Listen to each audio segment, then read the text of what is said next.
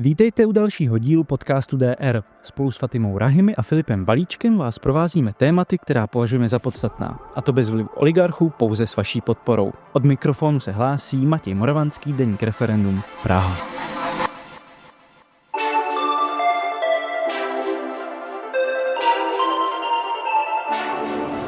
Klimatická žaloba míří do Štrasburku. Spolek zastupující na 400 jednotlivců, několik spolků a obec svatý Jan pod Skalou se obrátil na Evropský soud pro lidská práva ve Štrasburku. Žalobci reagují na dlouhodobou pasivitu českého státu v ochraně klimatu. Nejdříve uspěli u Městského soudu v Praze v roce 2022. Avšak stát přes půl roku pravomocný rozsudek nerespektoval. Po několika odvoláních pak v listopadu 2025 zamítl podanou stížnost ústavní soud. Klimatická žaloba tak vyčerpala prostředky českého práva a obrací se proto na onen Evropský soud ve Štrasburku. O co klimatické žalobě jde a s čím jdou do Štrasburku, o tom si budeme povídat s Davidem Chytilem a Alex Zamouřil. Dobrý den, díky za pozvání. Zdravím. Ještě než začneme, musím zmínit, že tento podcast vzniká jen z podpory našich dárců a dárkyň. Neskrýváme se za paywallem, přečíst si nás může opravdu každý. Nestojí za námi žádný oligarcha, jen vaše podpora a naše práce. Podpořte nás i vy a dejte tak sílu nezávislému demokratickému médiu. Odkaz najdete buď v popisku tohoto dílu, nebo hledejte růžové darovací tlačítko na našem webu www.denikreferendum.cz. Děkujeme. Tak Davide, Alex, co to vlastně je klimatická žaloba? Já můžu klidně začít. Já jsem tady v tomhle díle hlavně jako neprávnictvo, jako neprávník. A pro mě, a co vlastně oficiálně je klimatická žaloba, je spolek lidí. Je to spolek lidí, kteří pracují, ať už jsou to podnikatelé nebo podnikatelky, doktorové, hydroložky, hydrologové, inženýři, elektrikáři, zemědělci, umělkyni či umělci, starostové, učitelé a také studenti a důchodci. Je to opravdu spolek, který má širokou škálu z celé populace. Zároveň nejsme jenom praští, nejsme jenom pražská kavárna. Vlastně ten spolek zastupují lidi z celé České republiky a spojuje nás jedna země a jedno klima, které se neskutečnou rychlostí mění. A nejde nám jenom o vědecké posudky a studie, které jsme si teda zároveň nechali vypracovat od předních klimatologů z Ameriky? Z Anglie. Z Anglie, jo, je to tak.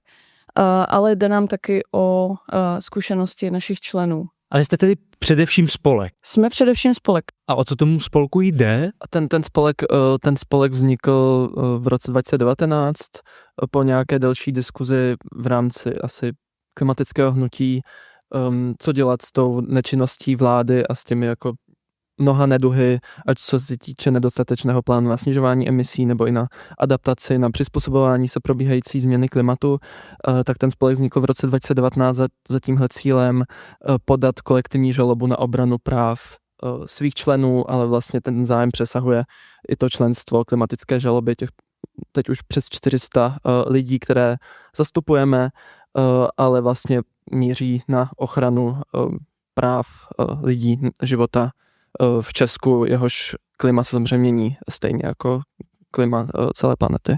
Když si vzpomenu na to, co jsem dělal kolem toho roku 2000, ty jsi říkal, Davide, 20, když jste vznikli, tak to byla doba covidové pandemie, ale zároveň i velkého hnutí studentů Fridays for Future a vlastně nějaké velké mobilizace za účelem donutit politiky jednat v otázce změny klimatu. Jak vlastně představitelé toho vašeho spolku Klimatická žaloba došli k tomu, že krom těch demonstrací je dobré využít nástroje práva? Já se právě ještě chci vrátit jenom k té původní otázce. Opravdu jde o to, že jsme lidi, kteří nejsou právníky a právě změnu klimatu pociťujeme v rámci našich pozemků, protože nám vysychají studny, umírají stromy v obci svatém Janu pod Skalou vysychá pramen, kvůli kterému už od středověku tam vede vlastně poutní cesta kvůli tady tomu pramenu. A nám jde o ty reální změny, které se nám dějou v našem životě. A právě klimatická žaloba zastupuje právně to, co nás tíží v rámci klimatické změny. A teď k té mé otázce, proč vlastně právo? Právo je jenom jedna z cest. Vlastně těch způsobů, jak upozornit na změnu klimatu a jak s státními představiteli komunikovat, je hodně. A my jsme si vybrali právě tady tu cestu. A není to jediná cesta, kterou zastupují naši členové a členky, to je jenom jedna z mnoha. Jo, já bych tomu doplnil, já jsem se vlastně ke klimatické žalobě přidal zhruba okolo toho roku 2020 jako student práv v prvním, druhém ročníku, kde mě to téma hodně tížilo a právě jsem se taky účastnil toho studentského hnutí, stávek Fridays for Future a podobně.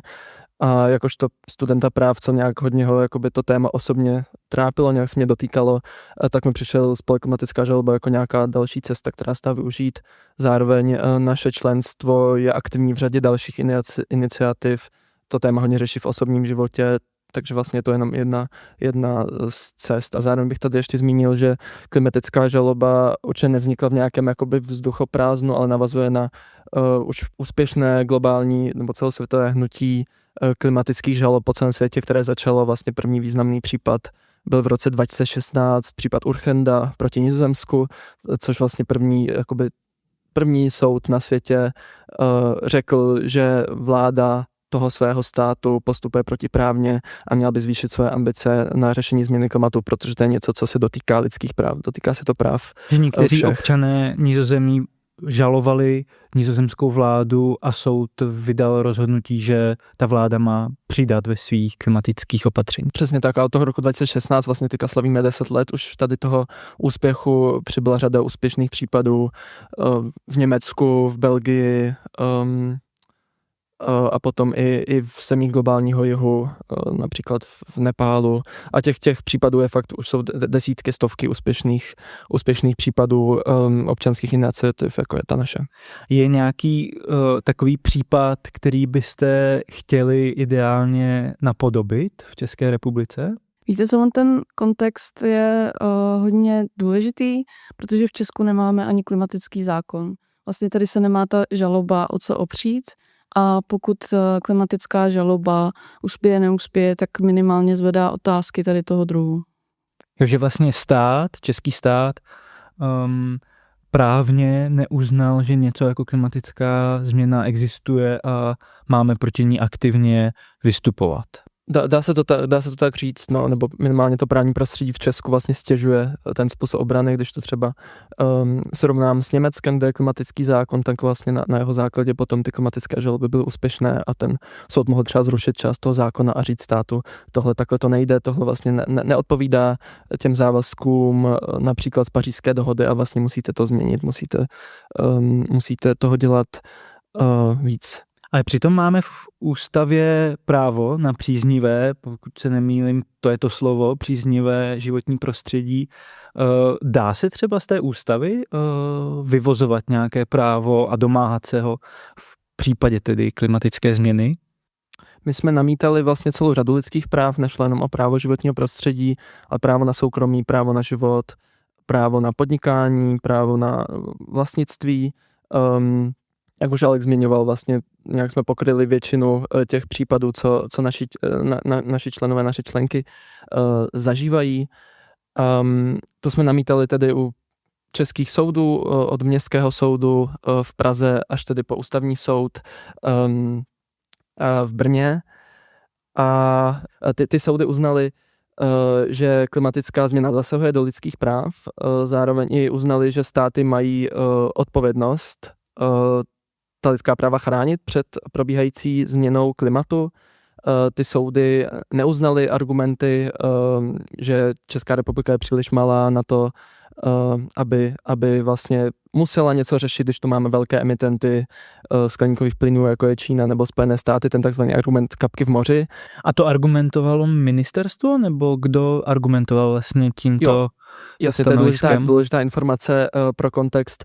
Tu žalobu jsme nakonec podali proti vládě České republiky a proti 4 ministerstvům. Ministerstvo životního prostředí, průmyslu, obchodu, zemědělství a ministerstvo dopravy. A nejdřív tedy byl to stání, nebo vlastně jste podali tu žalobu k Městskému soudu v Praze, ale postupně jste se dostali až k tomu ústavnímu soudu. Vyvraťte mi to, pokud to shrnu špatně, ale žádná z těch institucí, žádný z těch soudů nepopřel, že klimatická krize je problém a že by to Česká republika měla řešit. Jaký tedy argument ty soudy měly, protože vám nevyhověly? Jo, je to tak, jak říkáš, já možná ještě uvedu, že předtím, než jsme podali v roce 2021 tu žalobu na vládu a ministerstva, tak jsme zároveň podali i předžalobní výzvu.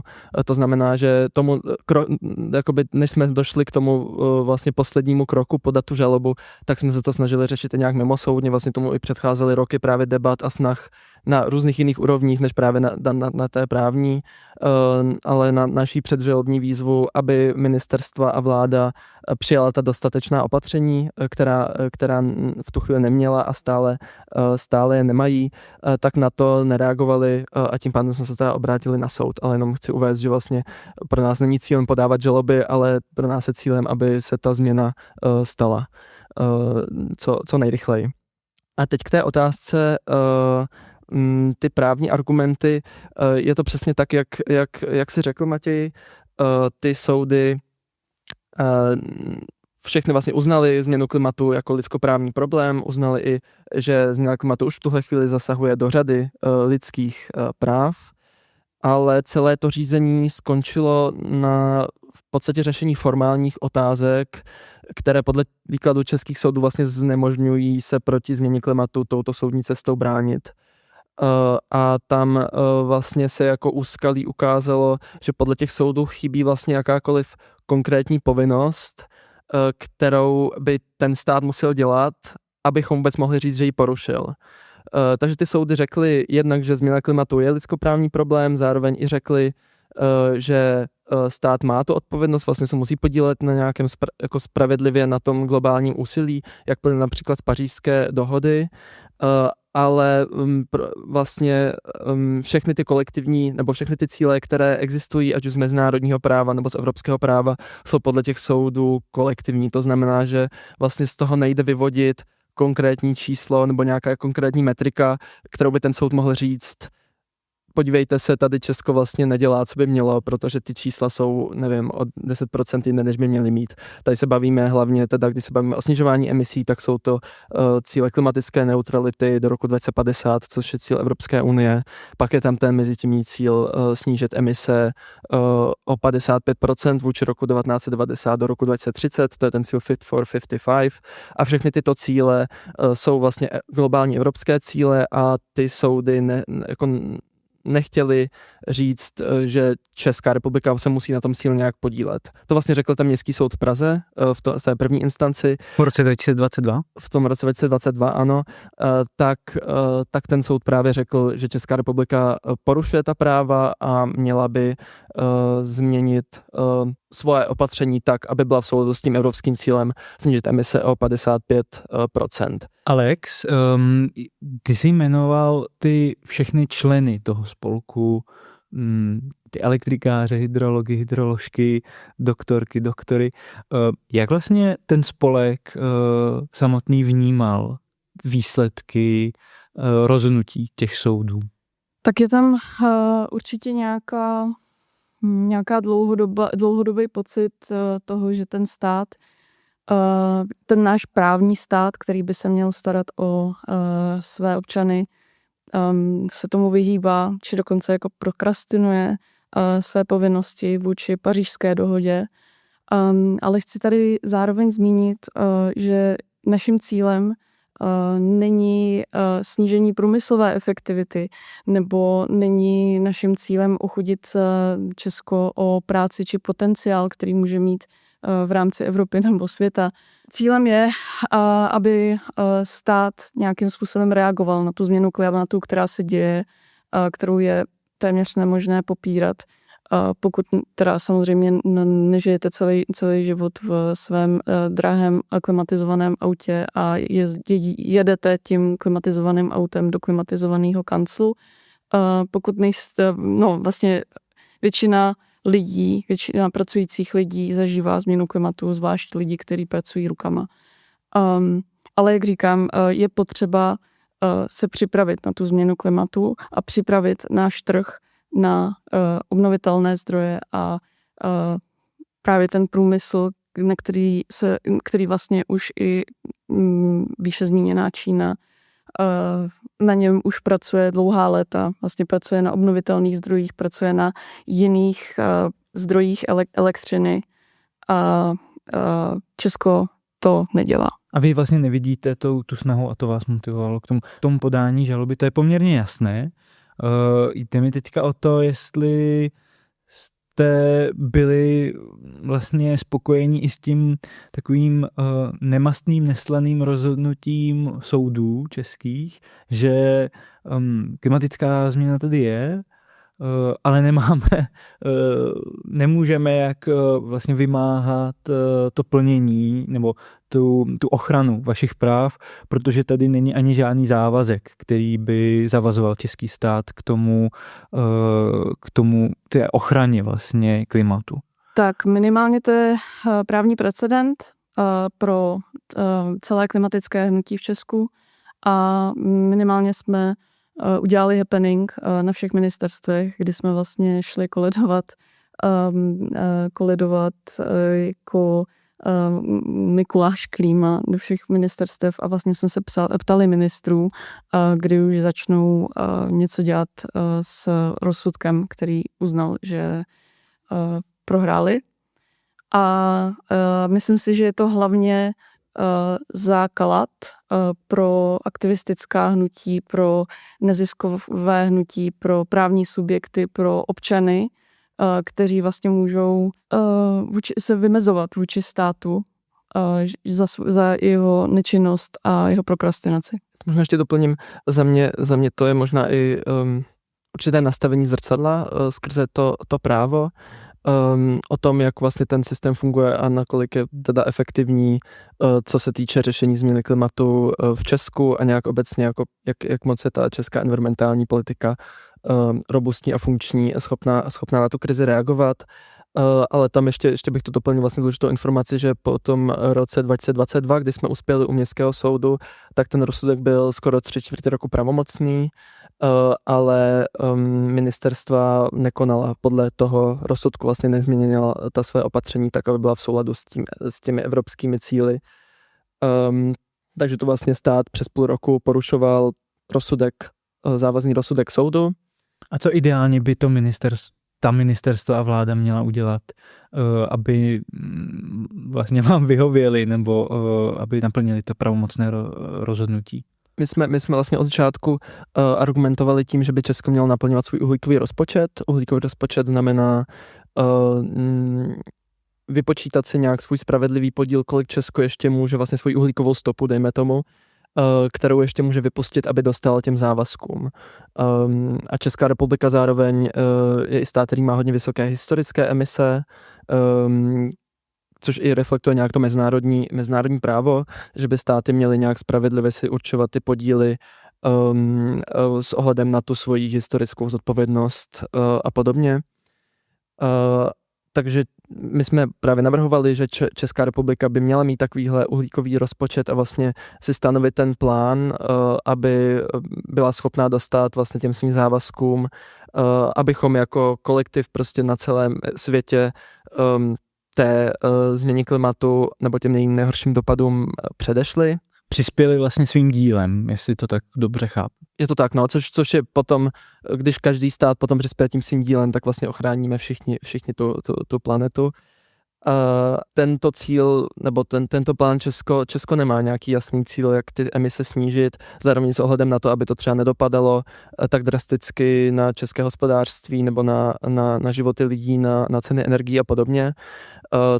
Tenhle plán Česko nemá a asi za těch 5-6 let toho našeho snažení můžeme říct, že se ta situace zhoršuje vlastně, co se týče globálního klimatu, ale i stavu sucha, stavu českých lesů a podobně. Každý další rok pomalu je ten jako nejteplejší, co byl v dějinách, vlny véder se zhoršují a podobně a úplně nevidíme, že by na to ten stát adekvátně reagoval. Ještě zůstaneme jednou otázkou u toho rozhodnutí Městského soudu a potom i Ústavního soudu. V čem si myslíte, že to je, že u toho Městského soudu vám dali za pravdu v tom roce 2022 a v případě Ústavního soudu minulý rok, tuším, bylo to rozhodnutí, vlastně tu vaši stížnost ústavní nepřijali? Já mám pocit, že to první rozhodnutí Městského soudu nebo ti soudci právě vnímali ten zásadní dopad změny klimatu na lidská práva, zároveň i vnímali tu odpovědnost státu s tím něco dělat, kdy v tomhle ohledu mluvíme o takzvaných pozitivních závazcích, to znamená, že stát, aby vůbec chránil práva občanů, musí něco aktivně dělat a mít nějakou aktivně nastavenou politiku, aby právě předcházel těm negativním následkům. Tak podle mě ti soudci Městského soudu viděli, že ten problém je tak rozsáhlý a že vlastně musí existovat nějaké právní nástroje, jak s tímhle bojovat, aby tedy občané se mohli obrátit na soud, když stát porušuje jejich práva, protože máme jako řadu institutů a ten systém nějak funguje, ale v případě ochrany klimatu v Česku nakonec úplně nefungoval a ty další soudy se celé točily kolem toho, že vlastně tu nemáme tu konkrétní povinnost, ze které by šlo vyčíslit, že Česko vlastně musí něco dělat, respektive, že ta ministerstva by měla zvýšit své úsilí, že to existuje ta povinnost. Přitom neřekli, že by toho dělali pro klima dost, dokonce i v jednom rozhodnutí Nejvyššího správního soudu, Nejvyšší správní soud řekl, že česká klimatická politika je na hraně zákonnosti. Jakože na hraně zákonnosti v jakém smyslu? Tady právě reagovali konkrétně na vlastně nedostatečnost českých strategických dokumentů, to je zejména politika ochrany klimatu, což je nezávazný dokument státu, který zároveň byl naposledy aktualizován v roce 2017. A loni se ta aktualizace posunula, ale vlastně to rozhodnutí Nejvyššího správního soudu přišlo ještě před tou aktualizací, kdy právě soud vnímal, že stát otálí vůbec s tím si svoje cíle aktualizovat. Takže vlastně Nejvyšší správní soud naznačil, že to může být určitá hranice nečinnosti, kdyby ty české soudy řekly, že už teda to byla poslední kapka a vlastně už stát jakoby jedná nezákonně. To už by byla ta prokrastinace, jak jste zmínili. No, nějaká dlouhodobá prokrastinace. A potom přišlo to rozhodnutí Ústavního soudu, které je za mě trochu nerozhodnutím ve smyslu, že se ten Ústavní soud bohužel k těm klíčovým otázkám nevyjádřil. Ani v nějakém například nezávazném odůvodnění nebo v poznámce pod čarou. Řada těch otázek, které my jsme kladli a vlastně ten Ústavní soud si vyžádal posudky předních akademiček a akademiků z českých právnických fakult, které se ptali právě, jaké jsou pozitivní závazky, jaké jsou povinnosti státu vůči svým občanům v tom, co ten stát má dělat ve změně klimatu, tak nakonec ten Ústavní soud se držel té hodně formalistické linie, kdy řekl, že vlastně v tom řízení, které proběhlo předtím, tak vlastně nebylo možné stanovit tu povinnost, že vlastně ty správní soudy teda nejednaly proti zákoně nebo protiústavně. Když zrušili to rozhodnutí Městského soudu. Přesně tak, když vlastně tedy řekli, že tu není ta konkrétní povinnost a že se tedy nedá říct podle českého práva, že ten stát to hned dělá dost. Zároveň Ústavní soud nevyloučil úspěšnost nějakých jiných klimatických žalob, ale úplně nám neřekl, jakou cestou se vydat, což bychom čekali, když soud řekne, že tudy to nejde, že by aspoň naznačil, co by se tedy mělo dít, protože tu ten jasný zákonný rámec není. Zároveň Ústavní soud ani nereagoval rozhodnutí Evropského soudu pro lidská práva, který mezi tím judikoval ve věci švýcarských seniorek porušení lidských práv Švýcarskem. Zároveň ani úplně se nezabýval precedentem Mezinárodního soudu v Hágu, který také vydal stanovisko o odpovědnosti států ve věci klimatu, kdy ten soud například říká, že z mezinárodního obyčejového práva jde dovodit povinnost konat nebo přispět k tomu celosvětovému úsilí na zabrání změny klimatu, i kdyby ten stát nebyl součástí Pařížské dohody. A neměl tedy tu platnou legislativu. Přesně tak. Otázce ochrany klimatu. I tak by státy mají nějakou povinnost prevence, předběžné opatrnosti vlastně chránit své lidi a celosvětové klima a přírodu. A ústavní soud vlastně zůstal na poměrně jakoby té nižší úrovni toho obecného českého práva a vlastně ani se tolik nezabýval tím českým právem na příznivé životní prostředí. Ani tím ústavním právem, co vychází vlastně z listiny základních práv. On si v tom prvním kroku řekl, že to nemáme ten dostatečný zákon a tím pádem ty soudy vlastně nemohly říct nic jiného. Ale od ústavního soudu já bych čekal, že minimálně vyloží, jaký je obsah práva na příznivé životní prostředí ve věci změny klimatu. Protože to právo na příznivé prostředí sice musí mít nějaký zákonný rámec a zároveň těch jako lidských práv, které máme v ústavě a v listině, to nemůže stát vyprázdnit a vlastně v této chvíli, když máme změnu klimatu, která má prokazatelně tak velké zásahy do lidských životů, tak bych od ústavního soudu čekal nějaké jasnější vodítko. I kdyby to nakonec zamítl, samozřejmě respektujeme závěry českých soudů. U ústavního soudu jste neuspěli tedy, nebo neuznal vaši stížnost, ale obracíte se na Evropský soud pro lidská práva, s čím vlastně do toho Štrasburku jdete. My navazujeme na ten případ těch švýcarských seniorek, které uspěly v roce 2024 a v tom rozhodnutí ten Evropský soud pro lidská práva stanovil jasný rámec, co by státy měly dělat, aby právě ochránili práva občanů a dostali těm svým závazkům. A tam Evropský soud pro lidská práva říká, že by státy měly mít stanovený nějaký jasný plán, regulační rámec, ať už na úrovni zákonu nebo nějakých jiných opatření, aby právě té krizi zabránili nebo aby se podíleli na tom celosvětovém úsilí. Státy by si měly stanovit cíl klimatické neutrality, to znamená ten moment, kdy už vlastně se ty emise vyrovnají a ten stát toho bude vlastně pohlcovat stejně, kolik toho vypouští a nebude k té změně přispívat. A tohle všechno by si měly stanovit s ohledem na vědecky podložené závěry. Měl by se právě spočítat ten spravedlivý podíl na tom řešení na základě například těch metod uhlíkového rozpočtu a měl by ty cíle mít ideálně každoroční nebo nějak mezi tím vyhodnocovat, cíle, jestli se daří a zároveň monitorovat a vyhodnocovat. Zároveň by stát za tímto účelem mohl zřídit klimatickou radu nebo podobný nezávislý orgán expertů, který by právě tu politiku státu vyhodnocoval, jestli je dostatečná nebo ne. Takže tohle stanovil ten Evropský soud pro lidská práva a vlastně... Že to je povinnost evropských států. Že to je povinnost evropských států a Švýcarsko to porušilo, přestože mělo například klimatický zákon, ale mělo tam několik let mezeru, kdy vlastně ten cíl nebyl dostatečně stanoven. Myslím, že to bylo 5 let.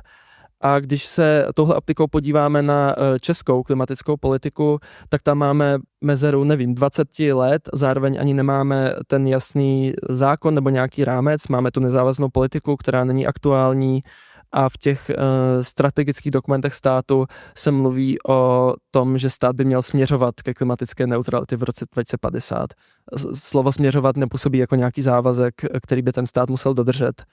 Takže když se tohle optikou podíváme na to, co dělá Česko, tak mám pocit, že naše argumenty jsou dost silné na to, abychom před tím Evropským soudem pro lidská práva mohli uspět. Co by byl ten váš jako ideální výsledek celého toho snažení? samozřejmě jako ochrana klimatu v České republice nebo českou vládou, ale vlastně za pár let podle vás, nebo ideálně bychom si měli říct, máme tady rozsudek Evropského soudu pro lidská práva, ten donutil české soudy a následně i vládu k nějakým akcím. Je to tak? Za mě opravdu bych ocenil, kdyby Česká republika nepopírala změnu klimatu minimálně, aby vlastně popírání změny klimatu, neříkám, aby bylo nelegální, ale abychom vlastně i v rámci státu uznávali, že změna klimatu se děje, abychom na to připravovali občany a společnost a abychom dělali všechno pro to, aby ty následky byly co nejméně drastické. Zároveň abychom nevnímali tornádo na Moravě jako nějakou anomálii, ale abychom nepopírali, že to je anomálie způsobená změnou klimatu. Přijde zajímavé, že argumentujete nebo tou vaší cestou, jak se domáháte svých práv, je ta cesta soudní nebo právní, ale zároveň, jak si Alex říkal, jste hnutí nebo součást vlastně nějakého jako klimatického hnutí. Chtěl jsem se zeptat, jaká je nyní vaše strategie? Jste jenom spolek, který právě podává tu klimatickou žalobu, nebo jsou vaše aktivity nějak jako širší? Tak změna klimatu je komplexní systém a myslím si, že klimatické hnutí je taky jako komplexní systém, který se s tou změnou klimatu vyrovnává různým způsobem, ať už jde o ekologii naší země, nebo ať už jde o proměnu i ekonomiky naší země. A klimatická žaloba je jeden z nástrojů, které klimatické hnutí může nějakým způsobem využívat, nebo i již je součástí. A my jsme si vybrali tuto cestu, ale může třeba otevírat jinou cestu toho, jak dosáhnout klimatické spravedlnosti.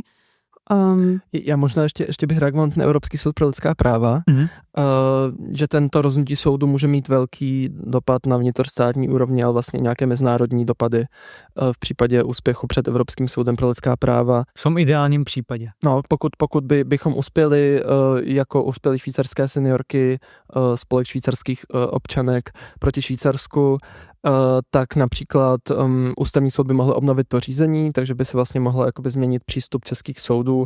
Například, kdyby byla podána nějaká další klimatická žaloba, tak to by mohl být jeden dopad. Zároveň i ten soud spolu s tím rozsudkem může říct, jaká dodatečná opatření by ten stát měl přijmout. Takže v případě České republiky přijmout klimatický zákon nebo se nějak stanovit ty cíle. A zároveň probíhá potom implementace na národní úrovni, kde je v Česku úřad pod Ministerstvem spravedlnosti, který dohlíží na to, že Česko plní ty své závazky, když tenhle soud, který je závazný pro celou Českou republiku, určí, že Česká republika ta práva porušila, a pak máme i nějaké diplomatické nástroje, kdy se to každých 6 měsíců přezkoumává, jestli ten stát to plní, a státy potom můžou dojít k tomu, k nějakým dalším opatřením. Takže už i v případě toho Švýcarska vlastně Švýcarsko tu svoji politiku částečně změnilo v reakci na ten rozsudek po nějakém tlaku. Já mám otázku na závěr, už jenom, kdy budeme vidět výsledek té žaloby ve Štrasburku. Tam je to jako několik fází. Vlastně v první fázi ten soud to prochází nějakým jako prvotním přezkumem, jestli je ta stížnost vůbec nějakým způsobem důvodná. Předpokládám, že ty formální náležitosti všechny naplníme a dostaneme se do té další fáze, takže v případě nějakého úplně prvního odmítnutí se to dozvíme brzy, a zároveň pokud nepřijde, tak to bude nějaký signál, že se ten soud tím zabývá věcně. A potom od toho soudu zároveň přijdou i nějaké doplňující otázky, takže určitě budeme o všech našich krocích informovat jako doposud. Na našich webových stránkách si můžete přečíst vlastně všechny soudní dokumenty nebo další dokumenty, co se týkají našeho řízení. Tohle všechno transparentně na svůj web dáváme, takže určitě o tom budeme informovat. Takže nakonec třeba za 2 roky se tady můžeme sejít a říct si, jak to celé dopadlo. Uvidíme. Za 2 roky doufáme, že už budeme mít nějaké signály minimálně. Jasně.